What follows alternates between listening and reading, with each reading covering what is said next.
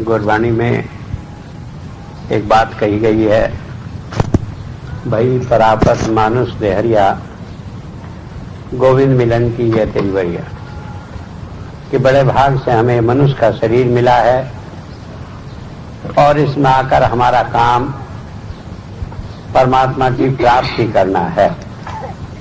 लेकिन सवाल यह है, परमात्मा की प्राप्ति कैसे करें? कहा और काम तेरे किते और काज तेरे किते न काम, कर साध संगत भज केवल नाम। कि दुनिया में और जो भी काम कर रहे हो, चाहे वो बाल बच्चे पालना पोसना है, मकान कोठियां बनाना है, धन दौलत कमाना है या ज्ञान अर्जन करना है, कहा कि वो कोई काम नहीं आएगा। क्या चीज काम आने वाली है कि हम किसी संत की शरण में जाएं और उससे परमात्मा की भक्ति का तरीका सीखें, उस नाम को जाने। नाम क्या है? नाम कोई अक्षर नहीं, क्योंकि गुरबाणी में ही कहा है, संत जना मिल भाइयों सच्चा नाम समाज, तो सा बांधो जीव का इथे उथे नाथ। कि नाम जो है वो संभालना है, जपना नहीं। अक्षर हो तो जपे। नाम तो एक धारा है सोम की, जो हमारे अंदर आ रही है और वही आ रही है। शिव की जटा से गंगा बह रही है और शिव कौन है? हम हैं। हमारे अंदर परमात्मा के आनंद की वो धारा बह रही है। अगर उसे हम संभाल लें तो जहां दुनिया में हम फंसे पड़े हैं इससे निकल जाएं। और वो हम कैसे कर सकते हैं? किसी संत की शरण में जाकर। संत हमें क्या देता है? संत हमें नाम देता है। नाम क्या है? सर्व रोग की औषध नाम। ये नाम जो है सब बीमारियों का इलाज, दवाई है उसकी। क्या बीमारी है? हमारी शरीर की बीमारी है। लाख कोशिश कर ले, कभी यहाँ दर्द कभी वहां दर्द, और कभी दर्द नहीं होता तो सोच सोच कर दर्द होने लगता है। कई बार तो ऐसा लगता है कि नखरे ना करें कि हमें दर्द नहीं हो रहा है तो घर में कोई वक़्त ही नहीं होती, तो इसलिए भी लोग करने लगते हैं। तो एक बात ये समझ लेने की है, शरीर का तकलीफ है, रोग है, मन की है। मन की है, बिना मतलब सोचे, बिना किसी वजह के हम ऐसे सोचने लगते हैं कि ये बीमारी है। कोई बात मन में आ जाती है, सारी रात नींद नहीं आती। लोगों का मेंटली इतना डिस्टर्ब हो जाते हैं, पता नहीं क्या है क्या नहीं। और एक आत्मिक रोग है, हमें खबर ही नहीं उसका क्या है क्या नहीं। अच्छे भले पढ़ रहे हैं, सारे काम कर रहे हैं, लेकिन हमारे पिछले जन्मों के कर्म ऐसे हैं, पढ़ लिख कर अपाहिज हो गए, सारी पढ़ाई लिखाई बेकार हो गई, किसी काम नहीं आए। सोच रहे थे कि राजपाट मिलेगा और मिल गया बनकर राज। तो ये सारे आत्मिक रोग हैं कि जो हम कर्म कराए हैं, जो परमात्मा ने हमें इस जन्म में भोगने के लिए दे दिए, उन्हें हमें भोगना है। और हम अपने मन से कोई भी कल्पना कर लें, उसमें कुछ भी हो सकता है। ऐसी परिस्थितियों में कहां से ऐसा वैद्य लाए जो इन सारी बीमारियों को दूर कर दें? तो वेद में कहा है कि संत ही वो वैद्य है जो हमें इन सारी बीमारियों से निकाल सकता है। कुरान शरीफ में एक चैप्टर आया है जिसका विषय है लुकमान। तुम जानते हैं लुकमान हकीम है, लेकिन लुकमान हकीम के नाम से कुरान शरीफ में नहीं है वो, बल्कि कुरान शरीफ में लुकमान का मतलब था सारी बीमारियों का इलाज करना। इसलिए किसी ने अपने बच्चे का नाम लुकमान रख लिया जो अच्छा हकीम हो गया, वरना चीज आई कुरान शरीफ से। और लुकमान कौन है? उन्होंने कहा पीर मुर्शिद कामिल, जो संत होता है पूर्ण संत, वही लुकमान है। अब वो क्या करता है? वो हमारे शरीर के, मन के और आत्मा की सारी बीमारियों को दूर भगा देता है। अब ये बात तो हमने सुन ली, लेकिन जब हम अपने जीवन में झांकी मार कर देखते हैं कि हम भी संत की शरण में हैं, इतने साल से नाम लिए हो गया, हम कहते हैं कि हमारे तो शरीर की बीमारी ठीक नहीं हुई, मन की हालत है कि इसका कोई ठिकाना नहीं, और आत्मा की हम कहे कि मोक्ष मिल जाएगा, इसे कौन यकीन करेगा? जब जीते जी दुखी हैं, मरकर क्या मिलेगा इसका तो कोई ठिकाना ही नहीं। तो सवाल ये पैदा होता है, ये विरोधाभास क्यों है कि सारे धार्मिक ग्रंथ कहते हैं कि संत की शरण में जाने से सब बीमारियों से छुटकारा हो जाता है, और जीवन में जब हम संत की शरण में बैठे हैं तब हमारे उन दुखों का छुटकारा नहीं हुआ। क्यों नहीं हुआ, ये बात समझ लेने की। पहली बात यह है कि हमारे हजारों लाखों जन्म हो चुके मनुष्य के ही, क्योंकि ये दुनिया बने को 2 अरब साल से अधिक हो चुका, और उसमें न जाने कितनी बार हम मनुष्य बने और कितने कर्म हमने किए उसका कोई ठिकाना नहीं। एक छोटी सी कथा आती है कि धृतराष्ट्र जन्म से अंधे थे। एक दिन भगवान कृष्ण से कहने लगे कि मुझे अपने पिछले 100 जन्मों का हाल मालूम है, मैंने कोई ऐसा काम नहीं किया मैं जन्म से अंधा होता, फिर मैं जन्म से अंधा क्यों? तो भगवान कृष्ण तो पूर्ण योगी राज थे, कहने लगे धृतराष्ट्र इससे पहले के जन्मों का हाल देखो। बिठा दिया ध्यान में, अपनी दिव्य दृष्टि दे दी, और उन्होंने देखा कि 107 जन्म पहले वो राजा के घर में पैदा हुए थे, राजकुमार थे। 15 साल की उम्र में एक दिन जंगल में गए, अल्लड़ थे, एक भिट्टा देखा, उसमें 2 छेद थे, उसमें देखा कुछ चमक रहा है, तरकस से 2 तीर निकाले, उन छेद में डाल लिए, तीर खून से सन गए। पीछे से आवाज आई कि इसके अंदर एक बिल्ली का बच्चा बैठा था, तुमने उसकी आंख फोड़ दी, इसीलिए तुम जन्म से अंधे हुए हो। धृतराष्ट्र जब ध्यान से छूटे तो भगवान कृष्ण से कहने लगे कि 107 जन्म पहले का कर्म, कहने लगे 107 की कोई बात नहीं, हजारों लाखों जन्मों में भी अगर हमने कोई पाप किया है, जब तक वो भुगत नहीं लिया जाता तब तक वो हमारे खाते में पड़ा ही रहता है, और एक भी कर्म हमारे खाते में पड़ा हुआ है तो हमें मोक्ष नहीं मिल सकती उससे जब तक छुटकारा होगा नहीं। अब जब ऐसी हालत है तो संत कोशिश करता है हमें उन सारे झंझटों से छुड़ाने के लिए, लेकिन हमारी हालत यह है कि हम एक कर्म से छुटकारा पाना चाहते हैं, हजारों नए उल्टे कर्म कर डालते हैं। मान लो मनुष्य जीवन में आए, इस जन्म में परमात्मा ने कुछ कर्म जो हमने कर रखे थे वो आवंटित कर दिए इस जन्म में भुगतने को। आए थे तो उनका भुगतान करने के लिए, लेकिन यहाँ के जीव के स्वाद में पड़कर रोज एक चिड़िया मारकर खाने लगे। 10,000 चिड़िया मारकर खा ली तो 10,000 जन्म हमें आगे लेने पड़ेंगे। चिड़िया वो मनुष्य बनेगी, हम चिड़िया बनेंगे, वो मारेंगे खाएंगे, तब एक एक जन्म का हिसाब साफ होगा। अब वो कब मनुष्य बने, कब मनुष्य बन के वो गुलेल उठाए और मारे, कितने साल उस काम में लगे, तब एक चिड़िया का हिसाब बराबर होगा। हमने तो स्वाद में खबर नहीं, नाश्ते में भी ले लिया, दोपहर में भी मीट ले लिया, शाम को भी ले लिया, और ये सारे भ्रम लोग पैदा कर देते हैं। क्या कर देते हैं? मुझे याद है कि बौद्ध धर्म में भगवान बुद्ध ने कहा कि हिंसा नहीं करनी, अहिंसा जो है वही परम धर्म है। लेकिन आज बौद्ध धर्म के मानने वाले सभी मांसाहारी, और हालत यह है कि जो दलाई लामा है, जो उसके इंचार्ज है, हमने 1984 में एक कॉन्फ्रेंस की जर्मनी में उन्हें बुलाया, तो हमारे पास एक इंस्ट्रक्शंस का लीफलेट आया कि हिज होलीनेस 3 टाइम मांस लेते हैं, यह आपको इंतजाम करना होगा। हमने कहा हम बाज आए ऐसे हिज होलीनेस से, हम तो वैसे ही काम कर लेंगे, हमारे बस का एक काम नहीं। बाद में हेल्थ रीजन से उन्होंने छोड़ दिया मांस खाना। लेकिन मैं कहता हूं इतने समझदार आदमी जब ऐसी गलतियां कर बैठता है तो हमारे जैसे आदमियों का क्या बनेगा। तो इस तरह से आए थे एक जन्म से छुटकारा पाने के लिए, और नए आगे कर्म करते रहते हैं। अब इनसे छुटकारे का क्या तरीका है? इनसे छुटकारे का तरीका संत की शरण में जाना ही है। कहते हैं जब हम संत की शरण में जाते हैं तब हमें पापों से छुटकारा मिलने लगता है। मैंने कभी एक गीत लिखा था और उसकी पहली लाइन थी, कृपाल मुझे अच्छे लगने लगे, पाप अपने आप कटने लगे।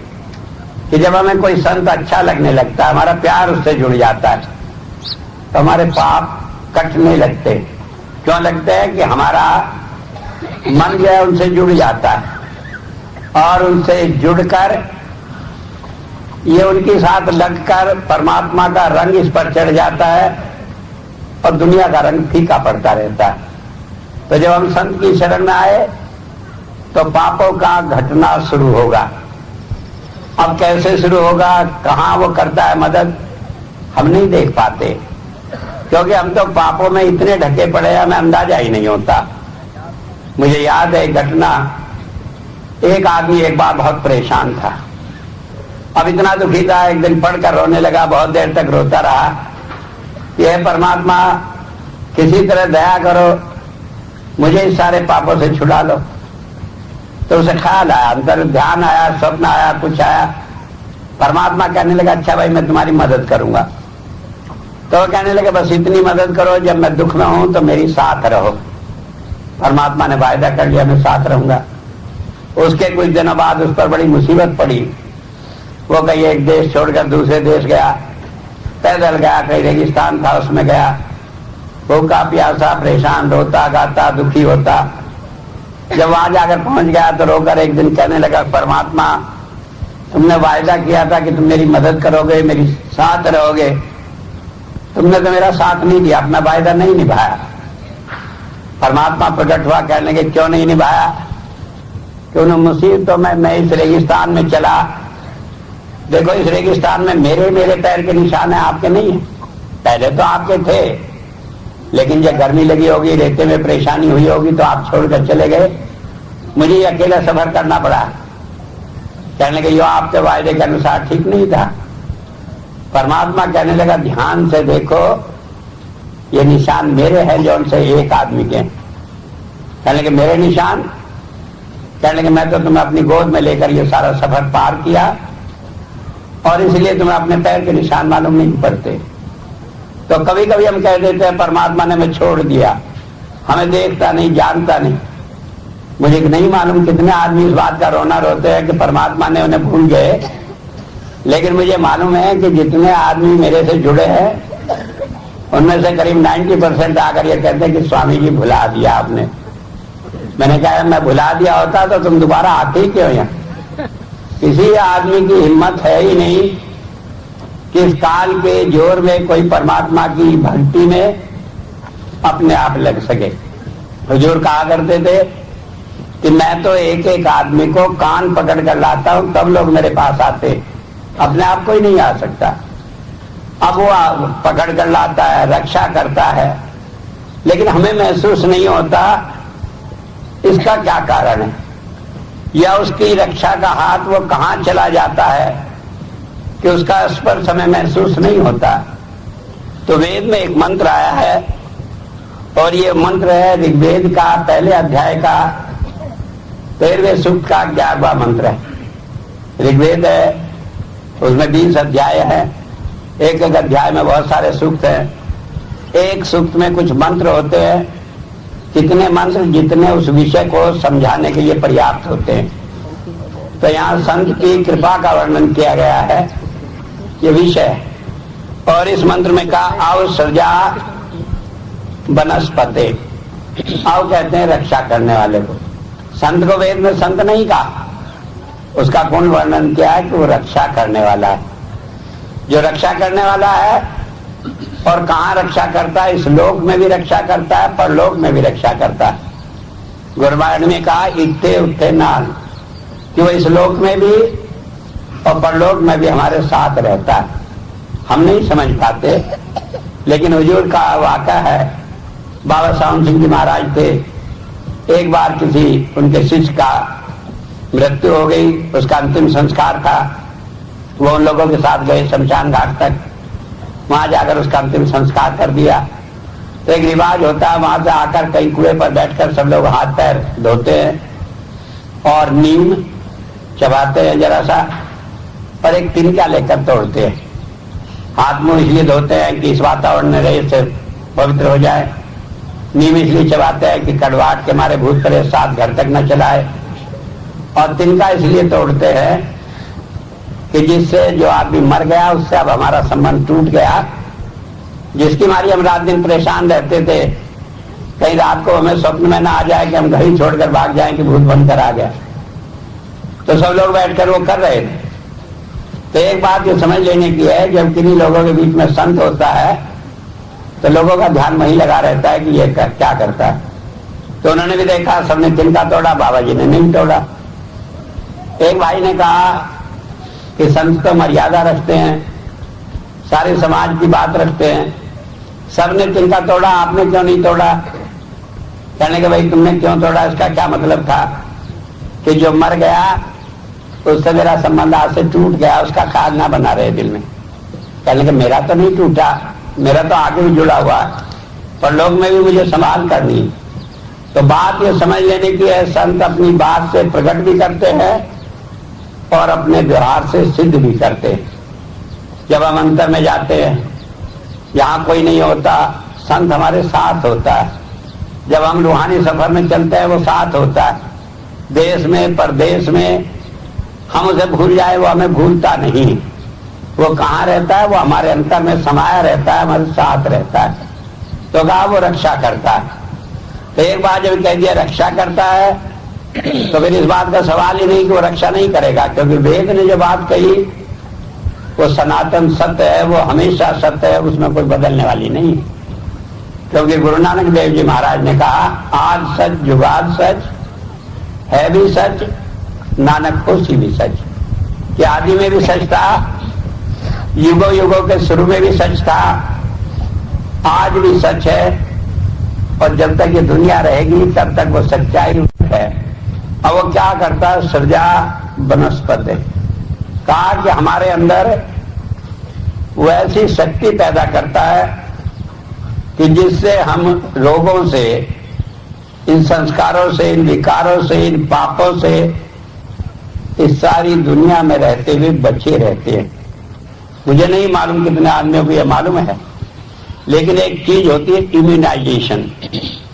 पहले जब मैं छोटा सा था, होऊंगा 12 साल का, 13 साल का, तो उस जमाने में प्लेग फैला था बहुत जोर से। मेरे पिताजी डॉक्टर थे, तो प्लेग में यह हालत थी कि जब किसी के घर मरना शुरू होता था, एक को डाल गया, दूसरा मर गया, दूसरे को डाल गया, तीसरा, और शाम तक सारा घर ही चौपट हो जाता था। तो उसमें एक टीका लगाया जाता था जिससे लोगों को बीमारी ना फैले। तो मैं भी, फ्री सेवा थी, पिताजी से सीख लिया टीका लगाना, और एक इतनी मोटी है शीशी लेकर सिरिंज लगाए रखता, लोग लाइन लगी रहती। पिताजी तो कहीं आराम करना, कहीं कुछ। मैंने कहा खाने वाने की परवाह नहीं, जितना का लग जाए ठीक है, इतने तो बचेंगे। तो उससे क्या होता था कि जिसे टीका लग गया उसे फिर बीमारी के कीटाणु असर नहीं करते, इम्यूनाइज हो जाता है। तो वेद क्या कहता है कि हमारे अंदर संत परमात्मा की उस धारा को देकर, ज्योति को देकर, नाद को देकर, उसके बाद जो सोम की धारा देती है उसका एक रूप है वनस्पति। कि उससे क्या होता है? इम्यूनाइज हो जाते हैं हम इस संसार में, सारी दुनिया के बीच में रहते हुए, फिर हम पे पाप का असर होता नहीं। वहां ये मन नहीं काम करता कि हम पाप न करें, मन तो हमें पाप की ओर खींच कर ले जाता है। किसी का मन ऐसा नहीं जो पाप से हटाने वाला, चाहे हम कुछ ही सोच ले। अगर हमने देखा दूसरा आदमी मौज कर रहा है तो हम फिर बुरे काम करने की ओर उसे देखकर बड़ी जल्दी प्रेरित होते। मन नहीं रोक सकता, रोकता कौन है? वो प्रभु का बल है। वो जितना हमारे अंदर बलशाली होगा उतना रोकेगा। और प्रभु का बल क्या है? वो सोम की धारा है। वो क्या होती है? हमारे ख्याल को, हमारी अटेंशन को ऊपर खींचे रखती है। इस शरीर में इंद्रियों से हम प्रभावित नहीं होते, देखते हुए भी ये नहीं सोच पाते कि इस चीज को हम लें या उससे जुड़ जाए। खाते हुए भी हम खा लेते हैं, उसके स्वाद से जुड़ते नहीं, दुनिया के और रसो भोगों से जुड़ते नहीं। लाख लोग कहें क्या लेंगे भूखा नंगा है, लेकिन हमें प्रभाव नहीं पड़ता। मुझे याद है एक बार हमारे यहाँ एक आश्रम में आदमी रहा करता था, शामली, तो अपना घर बार छोड़कर वहां पड़ा। अब सन 76 में आश्रम में जिंदगी क्या होगी कि मुट्ठी भर चने मिल जाए, खा ले तो बहुत समझो, वो वहां पड़ा रहता। तो एक दिन एक आदमी उसे कहने लगा, अरे तुम बेवकूफ हो, घर बार छोड़कर, खेती छोड़कर यहाँ पड़े, तुम्हारे घर में खाने को नहीं है? कहने खाने को तो बहुत है, लेकिन यहाँ जो मिलता है वो वहां नहीं मिलता। कहने के यहाँ क्या मिलता है? तुम्हारे कपड़े नहीं बदन पर, खाने का कोई ठिकाना नहीं, एक पेड़ के नीचे पड़े हो, कोई आराम नहीं। कहने के यहाँ मेरी आत्मा को सुकून मिलता है, मेरी आत्मा को जिंदगी मिलती है। मुझे ही लगता है कि मेरा इस जीवन में कुछ महत्व है कि मैं परमात्मा की भक्ति में इन सारे दुनिया भर के ये काल के फंदे हैं, इनसे छोड़कर बचा पड़ा हूं। और कहने लगे मैं इसमें खुश हूं, मुझे तुम्हें समझाने की जरूरत नहीं। तो बात ये समझ लेने की, ये शक्ति कहां से आती है? काश सुबर भरे प्रेम के रंग, उपजे चाहो साध के संग। संत जो है परमात्मा के प्यार से रंगे हुए होते हैं, और वो हमें वो रंग लगा देते हैं, वो नशा लगा देते हैं कि हम सारी दुनिया को भूलकर उनकी याद करने लगते हैं। तो बताया वो हमारे अंदर वो शक्ति पैदा करके इम्यूनाइज कर देते हैं कि नई कोई बीमारी लग नहीं पाती। और वो इम्यूनाइज कैसे होते हैं कि वो धारा आ रही है जो हमारे ख्याल को ऊपर खींचती है। हमें अंतर में संत का दर्शन हो गया तो हमें विश्वास बन जाता है वो हमारी साथ है। कहीं जंगल में, बियाबान में, परेशानी में जहां कोई मददगार नहीं था, वो प्रकट होकर हमें मदद कर देता है, तो हम समझते हैं कि हम अकेले नहीं है, वो हमें साथ है। तो वेद कहता है कि वो हमारी साथ, कोई साथ घूमता नहीं कि हमारी रक्षा करेगा, बल्कि हमारे अंतर बैठ जाता है और फिर हमारी सारी संभाल करता है। अब वो संभाल करने में आगे क्या होता है, क्यों करता है, क्या संभाल में शामिल है? देव देवभ्यो हवि। देव एक शब्द आया जो परमात्मा के लिए आया। वेद में देव शब्द संत के लिए भी आया, और देव शब्द परमात्मा की जो धारा है, परमात्मा का जो मैनिफेस्टेड रूप है, प्रकट रूप है, जिस रूप में वो प्रकट हुआ उसके लिए भी आया। वेद में एक मंत्र आता है, देवम देवाय देवयु। देवयु कहते हैं देव यु, जो परमात्मा से जुड़ा है। संत देवाय, परमात्मा की प्राप्ति के लिए, देवम, परमात्मा के प्रकट रूप को हमारे अंदर दिखलाता है। तो इन तीनों के लिए आता है। तो यहाँ कहा देव कि संत जो है देवभ्यो, परमात्मा की प्राप्ति के लिए हवि, हमें तृप्त करता है, जो हमारी इच्छाएं होती हैं। कहा है कि जितने भी फल, जितनी भी कामना हम इस संसार में कर सकते हैं, वो सब हमारी सारी कामनाएं पूरी करता है। जितने फल मन वांछड़े तितने सतगुरु पास, कि हमारा मन कोई भी कल्पना कर ले, कोई चीज ऐसी नहीं जो उसके पास जाकर हमारी पूरी न हो। लेकिन वेद में एक शर्त रखी, देवभ्यो, कि उसे प्राप्त करके हम परमात्मा की प्राप्ति के रास्ते से हटने जाएं। हम संत के पास गए, कोई कामना की, अगर हमने उसमें दुनिया की कामना करके फिर उसमें फंस गए, और संत से हम इसलिए प्यार करते हैं कि वो हमारे सारे मन की इच्छा पूरी करेगा, तब फिर वो नहीं करता। क्यों नहीं करता? कि जीव फंस जाता है और उसे भी उसके साथ फंसना पड़ता है। जब कीचड़ में जीव जाएगा, नरक में जीव जाएगा, तो संत को भी जाकर उसे निकालना पड़ता है। तो वो क्या करता है कि अगर परमात्मा की कोई कामना करता है तो उसकी मदद करता है, उसके सारे काम पूरे करता है। अब मुश्किल यह है कि हम, नाटक तो हमें करना खूब आता है कि चलो परमात्मा के नाम ले लो, क्या फर्क पड़ा। कहने के बच्चे को चाहिए कि परमात्मा की भक्ति करेंगे। क्यों भाई, तुम नहीं भक्ति कर सकते कि बच्चे ही करेंगे? एक यूजर बात क्या कि हमें रुपया को चाहिए कि परमात्मा की भक्ति करेंगे। क्यों, परमात्मा रुपये से ही भक्ति होती है क्या?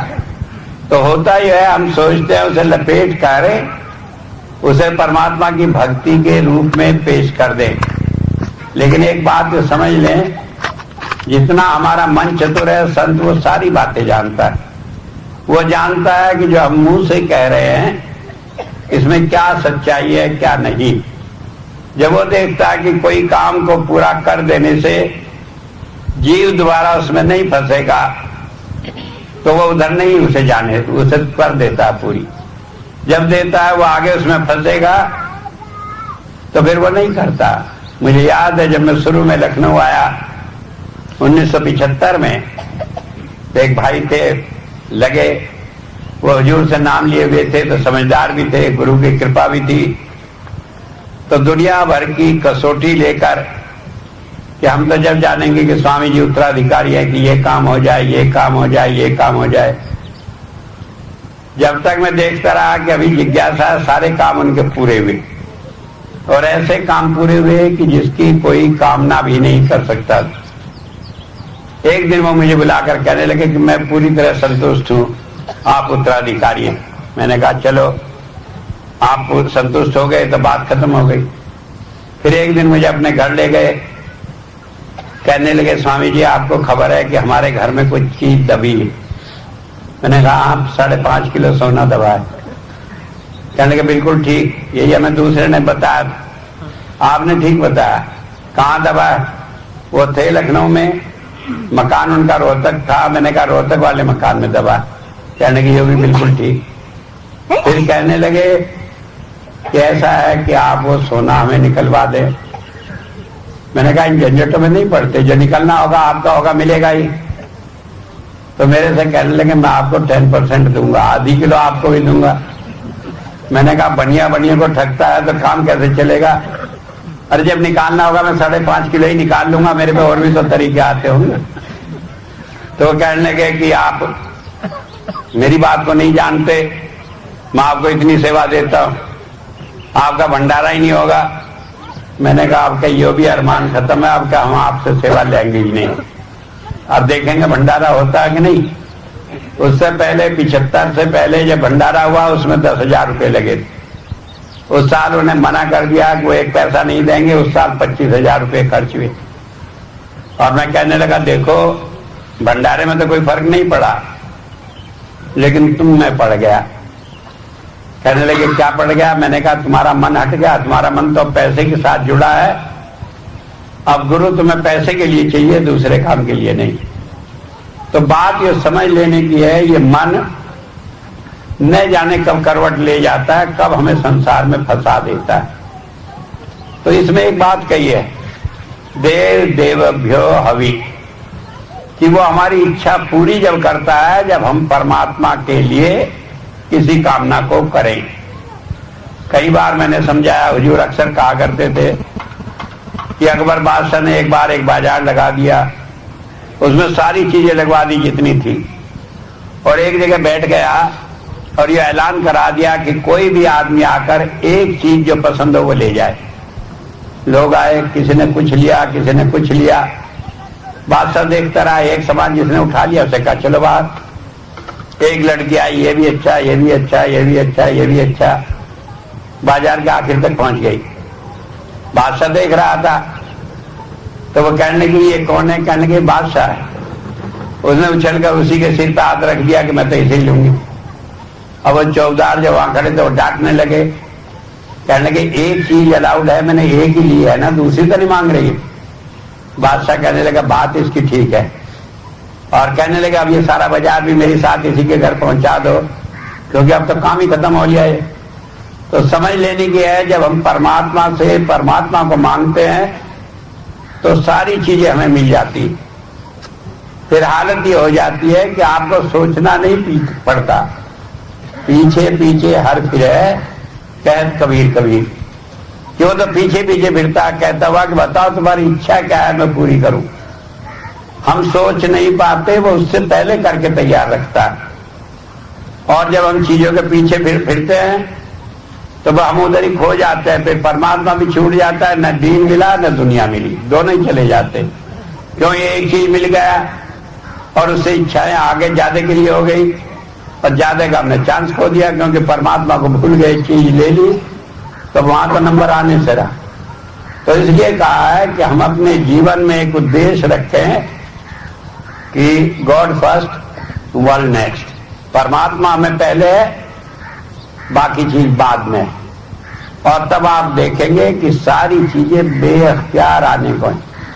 वेद में एक मंत्र में कहा है कि संत आपका घरेलू नौकर है, वो आपके सारे काम बिना पूछे ही करता चला जाता है। अब पूछे भाई कैसे करता है? कि आप परमात्मा को प्यार करो तो वो सारे काम करेगा, क्योंकि वो तो परमात्मा को प्यार कराने के लिए वे बैक टू गॉड, परमात्मा को वापस ले जाने के लिए हमें आया है।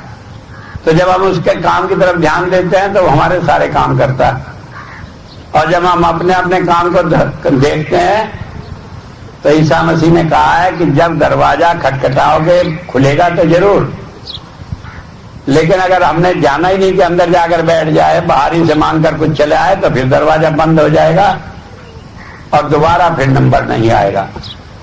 तो बात ये समझ लेने की है कि हम अपने मन में ये रखें कि हमारा जीवन का उद्देश्य परमात्मा की प्राप्ति, और जब वो हो जाता है तो हमारे सारे काम पूरे हो जाते हैं, कोई काम नहीं बचता। गुरबानी में कहा जितने फल मन वाछड़े, कि मन कितनी ही कल्पना कर ले सारे काम बन जाते, लेकिन शर्त उसमें यही है कि हम परमात्मा के लिए हों और उसी के नाम पर सारे काम बने। आगे वेद मंत्र में कहा है प्रे अस्तु चेतनम, कि वो हमें चेतना देता है, समझ देता है। चेतना क्या है? हमारी आत्मा तो परमात्मा के अंश है, ये चेतने से सारी समझ है, लेकिन इसके ऊपर जो आवरण आ गए हैं संस्कार के, उसमें ये दब गई। तो वे सारे आवरणों को मिटाकर हमें सही कॉन्शियसनेस दे देता है, हमें सही डिस्क्रिमिनेटिंग पावर कि क्या सही है क्या गलत है उसका निर्णय करा देता है। आज दुनिया को हम देखकर निर्णय नहीं कर सकते क्या सही है क्या गलत है। कई आदमी बोले सच बोलना सच है, सच बोलना सही है, लेकिन अगर हमारे पिछले कर्मों के कारण कहीं हमें झूठ बोलना पड़े तो उस कर्म को समाप्त करने के लिए झूठ बोले बिना काम नहीं चलेगा। धर्म का ऐसा कोई रूप नहीं किया, कहा गया है कि यही करो काम चलेगा, कोई नॉर्म्स नहीं, कोई ये नहीं कि यही करोगे तो काम होगा, बल्कि एक ही बात है कि जो परमात्मा से जुड़ जाने के बाद अंतर में जो प्रेरणा है वही सही काम है। भगवान कृष्ण ने गीता में सारी बात समझा दी कि स्वरूप दिखाई देगा, दिखा भी दिया अर्जुन को, नाद सुनाई देगा, सुना भी दिया, लेकिन उसे तसल्ली नहीं हुई। आखिर गीता के 18वें अध्याय के 71वें मंत्र में भगवान कृष्ण ने कहा कि अंतर में एक सतत धुन आ रही, जो उसे सुनता है उसका मन बस हो जाता है। कहा अर्जुन से तुमने सुनी? कहने लगा सुन रहा। कहने लगा अब नहीं कहना पड़ा कि लड़ाई लड़ो। अर्जुन ने कहा जो कहोगे सो ही करूंगा। और उसके बाद पूरी महाभारत हुई, कहीं उसने नहीं कहा कि मैं नहीं करूंगा इस काम को। लड़का भी मारा गया, रिश्तेदार भी मारे गए, एक एक चुनकर हुआ, जो नहीं होना था वो भी सारे हुए, लेकिन विचलित नहीं हुआ। तो होता यह है कि धर्म का स्वरूप अंतर में परमात्मा की प्रेरणा निश्चित करती है कि हमें क्या काम करना है। और सबसे बड़ी बात है जब उसकी प्रेरणा से काम कर रहे हैं तो हमें बंधन कोई नहीं, हमारे संस्कार कोई नहीं होते, हम किसी कर्म में फंसते नहीं। तो बात यह समझ लेने की है कि संत की शरण में जाने से छुटकारे तो सब हो जाते हैं, लेकिन उसका एक नियम है, क्योंकि उसे 3 मोर्चे पर लड़ना है। एक मनुष्य के जो काल के मन के अधीन है, एक इधर सारी दुनिया में जो यहाँ का वातावरण है। क्योंकि मान लो कोई सीख जाए, किसी गुरु के शरण में जाए, जाकर रास्ते में ठोकर लग जाए, कुछ लग जाए, 10 आदमी कहते हैं ऐसे क्या संत के पास गए थे पैर ही तो डाला है, ऐसे कहेंगे संत। यह तो नहीं कि संत के पास जाने से सबके तो पैर नहीं टूटते, एक के टूटे तो उसका कोई कर्म का संयोग था, वो उस वक्त आ पड़ा, क्या खबर क्या होना था, क्या होकर छूट गया, लेकिन नहीं। तो ये दुनिया है दूसरी, और तीसरी यह है कि हमारा अपना वे ऑफ थिंकिंग, जिसमें हम बड़े हुए पल कर जो हमारा ज्ञान है वो भी कई बार रुकावटें पैदा करता है। क्योंकि मान लीजिए कहे कि परमात्मा पर छोड़ दो सब करेगा, कहने के परमात्मा क्या है, तेरे घर में आकर खेती करेगा, नहीं पानी देगा तो फसल कहां से होगी। अरे परमात्मा को क्या दिक्कत लगती है कोई काम करने में। मुझे याद है 1978 में हमने संत कृपाल नगर में बिल्कुल ऊसर जगह थी, तो वहां पर हमने सोचा कि पेड़ लगावें। और सोचा क्या, बीडीओ साहब आए, आकर कहने लगे स्वामी जी हाँ आप कुछ पेड़ लगा लें, सरकार की तरफ से एक आंदोलन चल रहा है। मैंने कहा कितने लगा लें, कहने लगे लगा लो 100-200 पेड़। मैंने कहा 100-200 पेड़ के लिए तो आप किसी और के पास जाओ, अगर आप 1 लाख पेड़ की बात करते हो तो मेरे से बात करो। कहने लगे 1 लाख, मैंने कहा 1 लाख। कहने लगे कैसे लगेंगे, मैंने कहा 1 दिन में लगेंगे, महीनों में नहीं लगेंगे, 1 दिन में लगेंगे। मैंने सारी योजना समझाई तो वो तो जाकर फॉरेस्ट के जो कंजर्वेटर थे उनके पास ले गए, मुझे बाहर बिठाया, अंदर जाकर मिले सोशल फॉरेस्ट्री के जो कंजर्वेटर थे, उनसे कहने लगे एक आदमी 1 दिन में 1 लाख पेड़ लगाने की बात करता है। तो कंजर्वेटर से पहले से मेरा कोई जान पहचान थी, इसलिए थी उससे पहले साल मैंने उन्हें लेटर लिखा कि मैं 1 लाख पौध पैदा करना चाहता हूं, उसका बीज मुझे दे दो। तो सोचा कोई पागल होगा, वो चिट्ठी उन्होंने फाड़ के फेंक दिया, रख ली। जब मैं वहां पहुंचा उन्होंने कहा 1 लाख पेड़ लगाएंगे, कहने के पिछले साल एक पागल आया था, वो कहता है 1 लाख पौध करेंगे पैदा। इस साल ये दूसरा पागल आ गया, ये कहता है कि 1 लाख पेड़ लगाएंगे। अब मैं दरवाजा खोलकर अंदर गया, मैंने कहा हुजूर वो पागल भी मैं ही था और यो भी मैं ही, पिछले साल भी मैं ही था, इस साल भी मैं ही हूं। कहने के बैठिए बैठिए। कहने के ये कैसे संभव है। मैंने कहा मैंने रुड़की यूनिवर्सिटी से इंजीनियरिंग पास किया हुआ, मैंने अपनी सारी प्लान समझाई। वो कहने लगे कि हो जाएगा, मैं कहा हो जाएगा। उन्होंने कोशिश की, हमारा ये कॉन्ट्रैक्ट हुआ कि वो 1 लाख पेड़ देंगे, पैसे हम देंगे और हम लगाएंगे। उन्होंने पूरे डिपार्टमेंट को खबर करी, कई जिलों में पेड़ मंगवाए, वो तो मंगवा पाए 56,000, बाकी हमने अपने पहले से बोए हुए थे। और हमने कहा अच्छा वही लगाएंगे। तो हमने जो शुरू किया तो वो आए खुद ही, पूरा अपना डिपार्टमेंट के आदमी को लेकर आए। हमने सुबह से शुरू किया, कहा कल सुबह तक पेड़ लग जाएंगे।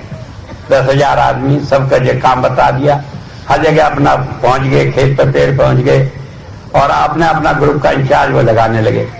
तो मेरे से कहने के स्वामी जी पेड़ तो आप लगा लोगे, लेकिन ये बारिश ना हुई तो क्या होगा, ये पेड़ तो पानी मांगेंगे, 1 लाख पेड़ को पानी कौन देगा। मैंने कहा इंतजाम तो उसका भी कर रखा है, लेकिन हम उस इंतजाम के ऊपर डिपेंड नहीं करते। मैंने कहा, कहने लगे क्या, मैंने कहा 1000 डालडा के डिब्बों में तार लगा कर रखा है और बच्चे हमने रखे हुए हैं, वो पानी देते चलेंगे, नहर बराबर है उससे लाकर। लेकिन मैंने कहा इसकी जरूरत नहीं पड़ेगी। कहने लगे क्यों, मैंने कहा ये बताने का हुक्म नहीं।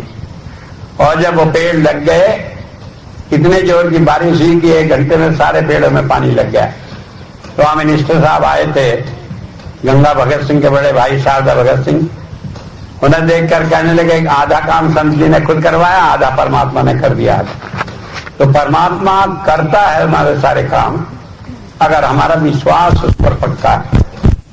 मुश्किल यह है कि मन हमारे विश्वास को तोड़ता रहता है। तो इस मन को इसके साथ लगाए रखने के लिए एक तरीका है, इसे गुरु को सौंप दो। कहने के बेकार की चीज है, इसे आप संभालो, हमारे से ही काबू नहीं आता। कोई बात होगी कुछ नहीं होती होगी, कहा है गुरु ने तो हो जाएगी, हमें नहीं सोचना कैसे होगी। और फिर आप देखें आपका कोई काम बिगड़ेगा नहीं, कोई भी नहीं बिगड़ेगा, चाहे दुनिया का हो, चाहे भजन का हो, चाहे वो दूसरे काम। लेकिन अगर केवल कोई आदमी सोचे कि सारे काम करते रहो और मन को आगे बढ़ाते रहो कि अच्छा बहाना मिल गया, तो वो जानता है कि हमारा मन कहाँ उत्पाद कर रहा है, फिर वो उसे लगाम लगाता है। तो बात ये समझ लेने की है, संत सारे काम करता है, हम मन को उसके साथ जोड़े रखें, इन ट्यून हो जाए विद गॉड, उसके ढंग से सोचने लगे, उसके शरणागत हो जाएं, तो हमारे सारे काम बन जाते हैं। और सारे काम के अलावा हमें इस जीवन में हंसते खाते खेलते परमात्मा की भक्ति करके मोक्ष मिल जाती है। हमें वो सारे झंझटों में पड़ना ही नहीं पड़ता। तो इतनी बात कहकर मैं अपनी बात को समाप्त करता हूं।